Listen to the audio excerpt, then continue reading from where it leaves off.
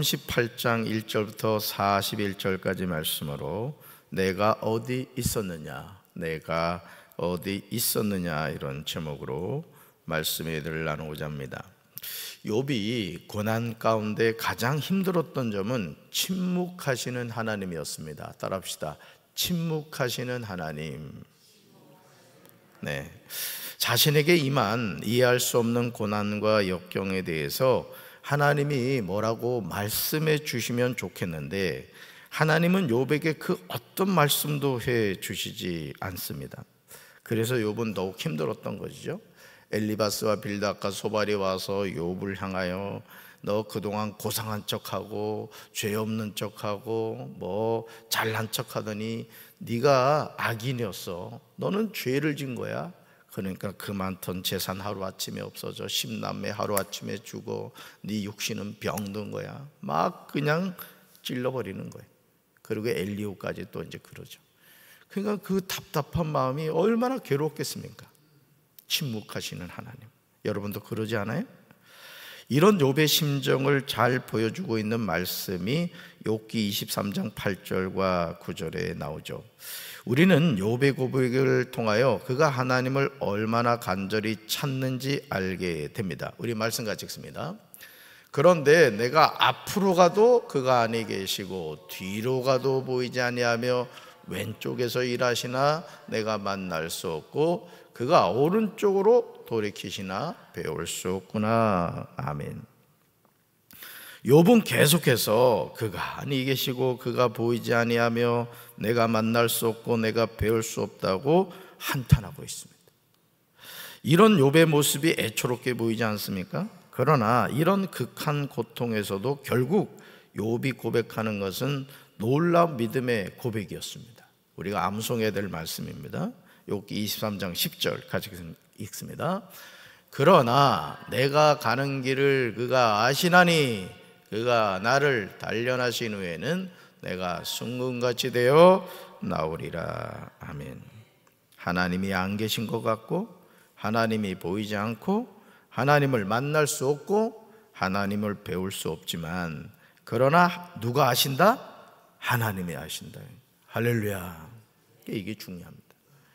그러니까 여러분, 저도 이렇게 목회를 하면서 제가 결국 깨닫게 된 게 뭐냐면 하나님이 아시면 되는 겁니다. 하나님이. 그러니까 여러분들이 신앙생활을 하면서 억울하고 속상한 일들이 많을 거예요. 그죠? 그럴 때마다 저도 그렇고 여러분들 그렇고 하나님 아시면 된다, 이 고백을 하시기 바래요. 할렐루야. 하나님이 무엇을 아시죠? 내가 가는 길을 아신다는 거예요. 지금 욥이 처한 상황을 설명할 길은 없습니다. 하지만 욥은 신실하신 하나님을 부인하지 않았어요. 결국 우리가 하나님을 향하여 이 믿음의 고백이 없잖아요.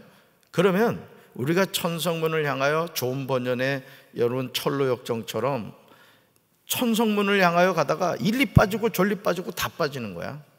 이거 뭐 목사 장로 이거 상관이 없어요. 그러니까 여러분들이 어떤 직분을 이 계급이라고 생각하면 내가 장로다 하면 뭐 엄청난 영적 교만에 빠지는데 아니에요. 그렇지 않아. 내가 목사가 돼 보니까 교회에서 제일 겸손해야 될 게 목사입니다. 어떻게 여러분 담임 목사는 좀 겸손한 것 같아요? 대답하기 싫은 사람이 목양실로 와서 대답해 줍니다. 그러니까 여러분, 이 직분이라는 건 뭐냐면은 이게 뒤집으면 되는 거예요. 뒤집으면. 그래서 여러분, 예수님이 무슨 할리우드 액션 하신 게 아니고 십자가에 못 박히기 전에 예수님이 제자들의 발을 씻겨 주시죠. 그리고 뭐라 그러시죠? 너희도 이와 같이 하라 그랬다고 말씀하셨다.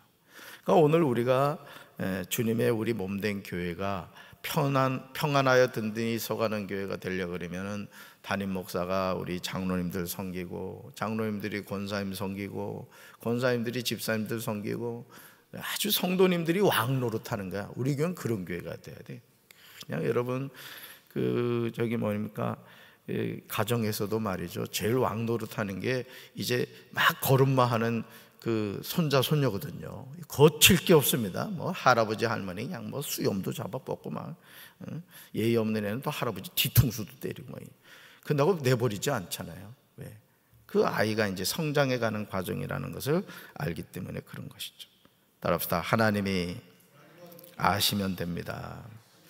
그래서 우리가 신실하신 하나님을 믿어야 돼요.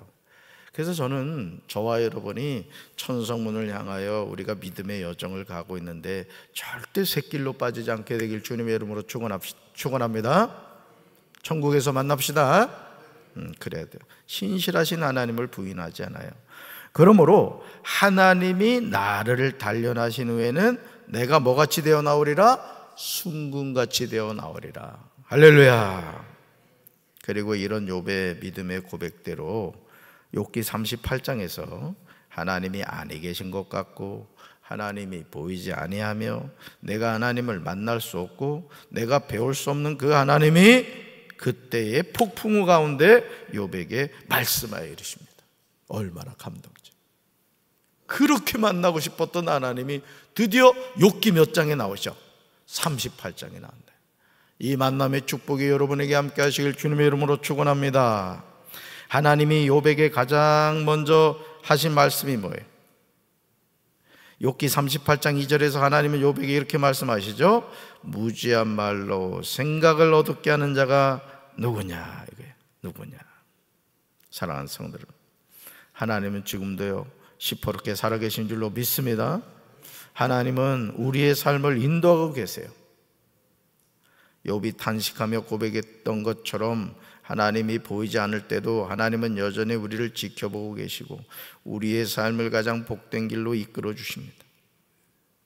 우리 이내가 말이죠. 또 딸 얘기 아니. 야, 인천을 그렇게 가고 싶은 거야, 인천을. 왜냐면 이제 지가 거기서 태어났죠. 사실 홍성으로 목회 나가기 전에 거의 인생의 적자는 애가 무슨 인생이야, 그지? 우리끼리 얘기지만 이제 21살인데 인생의 그 적자는 기간에 인천에서 생활했으니 얼마나 가고 싶어. 그래가지고 시간만 나면 아빠 나 인천 가고 싶어, 인천 가고 싶어. 그들은 이제 좀 컸다고 말이죠. 지가 알아서 간대. 지가 알아서 어떻게 갑니까? 이 광경이 좋은데 이 기차가 좀 안 좋더라고. 여기서 인천을 가려고 하면 용산으로 가가지고 거기서 또 내려가야 돼요, 전철 타고. 그래서 예비가 또 어떻습니까? 이 차편을 알아보니까 또 버스도 이게 만만찮아. 여기서 가는 게 익산에서 보내려 했던 건 3시간 반이 걸려. 그래가지고 또 어제 또 따님을 모시고 또 대전까지 가가지고 말이죠. 차표도 끊어드리고 커피도 사드리고 김밥도 사드리고 차 타고 가시는 거 빠이빠이도 해드리고. 왜 그럽니까? 아빠니까 그런 거예요. 아빠니까. 여러분 아빠가 누구예요? 나를 낳아주신 아빠도 아빠지만 살아계신 하나님이 우리의 아빠이신 줄로 믿습니다. 우리의 삶을 가장 복된 길로 이끄신다. 하나님이 욥에게 물으시는 게 뭐냐? 내가 누구이기에 무지하고 헛된 말로 내 지혜를 의심하느냐 이게요. 욥에게 내가 누구이기에 무지하고 헛된 말로 내 지혜, 하나님의 지혜를 의심하느냐는 거예요. 우리는 잘 알지도 못하면서 허튼 소리를 해대며 살 때가 얼마나 많아요. 여기서 말하는 무지는요, 세상적인 지식에 대한 것이 아니에요. 하나님을 아는 지식에 대한 것입니다.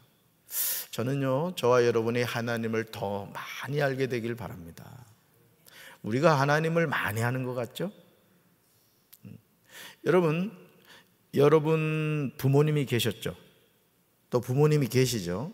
그러면 제가 여러분들한테 이런 종이를 한 장 드리면서 당신을 낳아준 아버지에 대해서 생각내는 대로 써보시오 하면 윤종 집사님 얼마나 쓸 것 같아? 윤 집사님 아빠 계시지? 낳아주신 거 맞지? 그러면 여기다 쓰라 그러면 얼마나 쓸 것 같아? 생년월일도 아마 부모님 생년월일 모르는 자녀들도 많을 거야. 그지? 고향이 어디시고 또 뭘 좋아하시고 꿈이 뭐였고 이런 거 물어보면 못 쓰실 분들 많을걸요. 왜 그렇죠? 알려고 하지를 않아서 그런 겁니다. 그러니까 여러분 우리가 교회를 이렇게 다니면서 가랑비에 속옷 젖는다고 하지만은요, 하나님을 알기 원하십니까? 그렇다면 제 방법을 알려드릴게요. 성경을 꾸준히 읽으셔야 됩니다. 그리고 성경은 절대 깨끗하게 읽는 게 아니야. 성경은 밑줄도 긋고 메모도 긋고 메모도 하고 색깔도 칠하고 그렇게 쓰셔야 됩니다. 성경은. 저도 한깔끔 하는 사람이지만은 성경이나 책에 대해서는 깨끗하게 볼 필요가 없다 이렇게 생각을 하는 사람이에요. 왜? 이건 하나님을 알아가야 되는 책이란 말이죠. 그래서 여러분이 성경을 꾸준히 읽으면은 하나님을 알게 되고요. 또 한 가지, 기도하면 하나님을 알게 됩니다. 성령님이 함께 하셔서 하나님 그분을 알게 해주세요. 또 한 가지, 찬송입니다. 찬송. 여러분 이 찬송가 가사도요, 이렇게 보면 이 찬송가 가사 하나하나가 찬송가 한 절이 성경 막 몇 권이 들어가 있습니다. 그러니까 성경에 나와 있는 그 중요한 문구가 찬송가 가사가 됩니다. 요즘 복음성가하고는 좀 다른 차원이에요. 그래서 우리가 따라서 하나님은 알려고 해야 알게 됩니다. 그래서 하나님에 대한 지식을 하나님이 묻고 계신 거예요. 하나님에 대한 지식. 욥은 하나님의 깊으신 뜻과 계획의 다양한 면을 인식하지 못하고 있었던 것이죠. 비록 욥이 하나님을 경외하고 있음에도 불구하고 하나님의 헤아릴 수 없는 능력과 주권적인 섭리를 인간의 짧은 경험과 지식에 맞추려고 했던 거예요. 마치 나를 낳아주신 부모님에 대해서 같이 생활해도 내가 알려고 하지 않으면 알 수가 없는 것처럼 우리 하나님에 대해서도 마찬가지라는 것이죠. 그러므로 하나님은 욥을 향하여 3절에서 분명하게 말씀하십니다. 같이 읽습니다.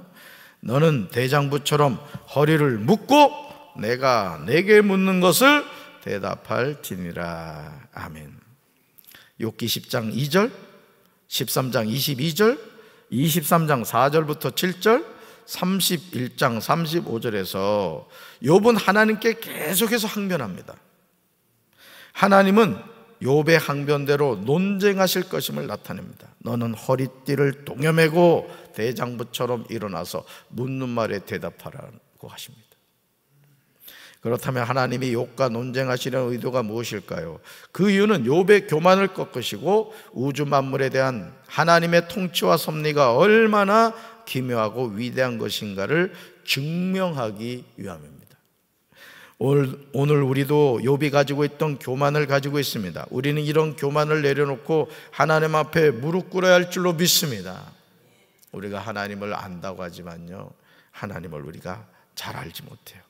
그렇게 할 때 우리는 내 삶에서 조용하게 일하시는 하나님의 손길을 느낄 수 있습니다. 언제나 나에게 속삭이시는 하나님의 음성을 들을 수가 있어요.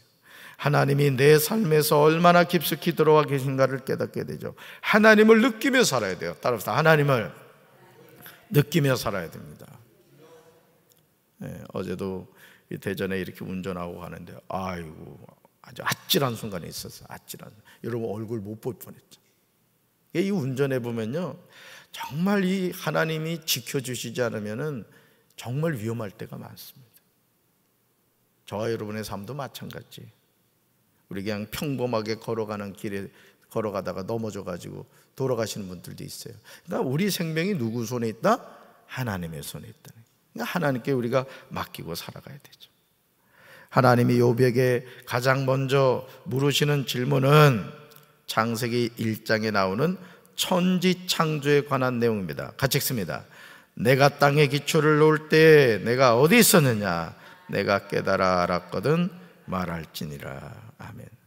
우리는 너무 잘 알고 있기에 감동이 없지만 하나님이 땅에 기초를 놓으셨다는 것은 정말 중요한 사실이죠. 하나님은 창조주이신 줄로 믿습니다. 땅에 기초를 놓았다는 거예요. 그러니까 이 세상 만물의 모든 시작이 누구로부터? 하나님으로부터. 누가 만드셨다? 하나님이 만드셨다. 여러분은요? 나도 하나님이 만드셨다. 누구 작품? 하나님 작품이다. 그러니까 오늘 우리가 이 사실을 알면 너무너무 감사한 거예요. 너무너무 감사해요. 거울 보면서 스트레스 받을 일이 있어요, 없어요? 스트레스 받을 필요 없어요. 물론 쌍꺼풀이 있으면 좋겠다, 성형외과 찾아가십시오. 고민할 필요 없어. 요즘은 잘해줘. 내가 헤어스타일이 좀 바뀌고 싶다. 그럼 미장원 가면 되는 거예요. 그거 가지고 주여 삼청할 필요는 없다고. 물론 뭐 믿음이 좋은 사람은 주여 쌍꺼풀이 생길 줄로 믿습니다. 기도해도 생길 수도 있지 뭐. 고민할 필요 없다. 그렇지만 중요한 것은 여러분은 누구 작품? 하나님 작품이라. 무슨 얘기예요? 소중한 존재라. 사랑받기 위해 태어난 존재라는 거죠. 할렐루야. 그런데 하나님이 천지 창조 작업을 하실 때 욥은 어디 있었습니까? 그때 욥은 존재하지도 않았음을 하나님은 지적하고 계세요. 즉 욥은 창조에 대해서 말로만 들었을 뿐 창조의 계획이나 땅을 세우는 과정을 전혀 알지 못하고 있다는 거죠. 그러기에 우리는 어떤 경우에도 겸손하고 또 겸손해야 돼. 100년도 살지 못하는 인생이야, 그지? 100년도 살지 못하는 인생이 뭘 좀 아는 척하고 말이죠. 공부 좀 했다고 아주 교만하고, 돈 좀 있다고 교만하고. 그럴 필요 없어요. 그럴 필요 없어. 잠깐 머물다가 하나님 앞에 가야 될 인생들이. 할렐루야. 그러니까 매일매일 어떻게 살아야 돼? 세 가지. 항상 기뻐하고, 그 다음 쉬지 말고 기도하고, 세 번째 범사에 감사하고. 아내가 밥 해주면 식은 밥 줘도 잘 먹었습니다 이러란 말이요. 우리 남편들 아멘을 안 해. 그래야 된다고. 안 주면은 굶겨서도 아멘. 그러니까 모든 삶이 그렇습니다. 우리가 이 세상을 살면서 그 사도 바울이 우리에게 제시하는 이 세 가지 인생의 중요한 거, 항상 기뻐하고 쉬지 말고 기도하고, 그러다가 주님 앞에 가라 이거요. 불평하고 원망하며 사는 인생이 되지 말라는 거죠. 욥기 4장 19절에서 엘리바스가 고백한 내용이 무엇입니까? 같이 읽습니다. 하물며 흙으로 만든 몸을 입고 티끌로 털을 삼고 하루살이에게라도 눌려 죽을 사람이겠느냐. 여러분, 이 엘리바스가 고백한 내용이거든요. 하나님은 욥에게 이런 하나님의 창조에 관하여 내가 깨달아 알았거든 말하라고 하십니다. 욥이 어떻게 하나님의 창조에 관하여 깨달을 수 있겠습니까? 욥기 38장 5절부터 하나님은 욥을 향하여 맹렬하게 질문하십니다. 5절 하반절 보실까요? 여러분 성경 보세요. 여러분 5절 하반절에 하나님이 욥에게 뭐라고 물었어요? 내가 아느냐? 내가 아느냐? 대답해 보세요. 내가 아느냐? 여러분 지금 하나님 앞에 불만 있죠? 묻고 싶은 거 있죠? 하나님 물으세요. 내가 아느냐? 오늘 우리는 세상에 살면서 모르는 것이 너무 많습니다. 정말 많아요. 우리는 하나님이 욥을 향하여 질문하시는 내용을 하나하나 읽어가면서 하나님의 질문에 대해서 우리 스스로 대답해야 됩니다. 같이 읽습니다. 누가 사람 없는 땅에 사람 없는 광야에 비를 내리며 황무하고 황폐한 토지를 흡족하게 하여 연한 풀이 돋아나게 하였습니까? 아멘. 저는 가끔 이제 텔레비전에 보면 여러분 그 어선들이 말이죠, 바다에 나가가지고 고기 잡잖아. 그죠? 고기 잡는 거 보면은 야, 세상에 말이죠, 아주 그물에 고기가 그냥 엄청 많이 잡히는 거야, 세상에. 근데 또 신기한 거는 고기 크기도 거의 비슷해. 여러분 사람이 그거 그렇게 키울 수 있습니까? 그거? 누가 그렇게 하시는 거야? 하나님이 하시는 거라. 하나님. 그러니까 여러분 오늘 우리가 이 세상을 살아갈 수 있도록 하나님이 먹여주시고 입혀주시고 재워주시는 거라고요. 그래서 이 세상에 굶어 죽을 사람이 없다는 거 아닙니까? 하나님은 이 지구라는 땅덩어리 안에 존재하는 모든 사람이 충분하게 먹을 수 있는 먹거리를 주신다는 거야. 그런데 소수의 사람들이, 지금 전 세계의 부를 말이죠, 전 세계의 부를 1%도 안 되는 사람들이 가지고 있는 거 아십니까? 대부분이 가난하게 살아요. 근데 소수의 사람들이 거의 90% 이상의 부를 갖고 있는 거예요. 그래서 제가 여러분들한테 늘 축복하는 게 그거 아닙니까? 여러분 물권의 복을 받으라 이거예요. 아멘. 그런데 그러니까 이게 있어요. 이 돈 버는 능력이 있는 사람이 있다니까. 그러니까 예를 들어 박재진 목사가 손흥민 선수처럼 축구를 할 수 있겠습니까? 할 수가 없죠. 그 손흥민 선수는 어릴 때부터 아버지를 통해서 철저하게 훈련을 받았어요. 근데 훈련 받았다고 되는 건 아니잖아요. 또 재능도 있어야 되는 거죠. 그렇죠? 그러듯이 돈 버는 능력을 주신 분들이 있단 말이죠. 그럼 그 물질을 어떻게 써야 된다? 하나님을 위해서 쓰고 이웃을 위해 쓰고, 물론 자기 자신을 위해서도 쓰는 거죠. 그렇지만 그러한 능력을 주신 하나님의 영광을 위해서 살아야 된다 이거죠. 할렐루야. 그래서 저는 우리 교회가 지방에서 모교회로서 해야 될 역할 가운데 하나가 그거라고 생각을 하는 거예요. 우리 지방에도 적지 않은 비전교회들이 있단 말이죠. 그럼 우리가 그런 교회들을 섬길 수 있는 마음을 가져야 된다. 그러니까 큰 아들이 지갑을 열어야 동생들하고 화목한 거예요. 사실은 교회도 마찬가지인 거예요. 그래서 저는 우리 교회가 우리 지방에서 섬기는 교회가 됩니다. 할렐루야. 아멘. 나는 우리 성도들이 복받아서 그 복을 같이 흘러가게 하는 그런 우리 성도들 되기를 주님의 이름으로 축원합니다. 영원히 살아계신 하나님이에요. 하나님이 하늘과 땅의 모든 것을 통치하시기 때문이죠. 공중 나는 새를 돌보시는 하나님, 들의 백합화를 기르시는 하나님, 우리에게 날마다 일용할 양식을 주시는 하나님, 바로 그 하나님을 우리는 힘써 알아야 돼요. 제가 저 처음 수원에서 개척교회 목회를 할 때 내가 이제 개척교회니까 얼마나 어려워요. 그래가지고 어느 날 이렇게 하나님께 기도를 하면서 그 오디오를 그렇게 갖고 싶더라고. 그 오디오 이렇게 CD 들어가고 테이프 들어가고 이제 그런 거. 근데 뭐 살 수 있는 형편이 됩니까? 그래서 하나님, 저 이 오디오 하나 좀 있었으면 좋겠다고 이렇게 기도를 했어요. 기도를 했다고요. 그래가지고 이제 기도를 했죠. 기도를 했더니 어느 날 그 이웃교회 그 순복음교회 다니는 그 성도님이 주일날 예배를 드리려고 하는데 갑자기 그냥 문을 열고 들어오더니 뚜벅뚜벅 걸어오더니 그 지하 개척교회 그 강대상 크지도 않잖아. 거기다가 아주 두툼한 봉투를 그냥 봉투를 딱 놓고 가는 거야. 그래가지고 이제 예배 끝나고 봤더니 세상에 50만 원인가 하여간 헌금을 놓고 간 거야. 그래가지고 오디오 샀지 뭐야. 그러니까 여러분, 우리가 하나님 앞에요 믿음을 가지고 이렇게 기도하면은 하나님이 우리의 필요를 채워주십니다. 그러니까 우리가 그런 믿음을 갖고 살아가야 돼. 그러니까 우리가 자꾸 이성적인 생각을 하면은요 하나님의 역사는 일어나지 않습니다. 여러분 성경에 보세요. 복음서에 보세요. 예수님을 찾아간 사람들의 공통점이 뭐냐? 예수님은 능히 그 일을 하실 분입니다. 믿고 갔던 거예요. 오늘 하나님은 그 능력을 갖고 계신 분인 줄로 믿습니다. 자꾸 믿음으로 선포하란 말이에요. 믿음으로 선포하면 하나님이 그 믿음의 역사에 주실 줄로 믿습니다. 하나님이 이 시간 우리에게 물으세요. 누가 가슴에 지혜를 주고 마음의 총명을 주었더냐? 이제 우리는 살아계신 하나님이라고 분명하게 대답해야 될 줄로 믿습니다. 여기까지 내 삶을 인도하신 그 하나님이 누구 하나님? 나의 하나님. 그 하나님 의지하셔서 오늘도 믿음 안에서 승리하는 우리 사랑하는 성도들 되기를 주님의 이름으로 축원합니다. 가슴에 손 얹겠습니다. 사랑의 주님, 욥이 그토록 만나고 싶었던 하나님, 그토록 듣고 싶었던 하나님의 음성을 욥기 38장에서 드디어 듣고 있습니다.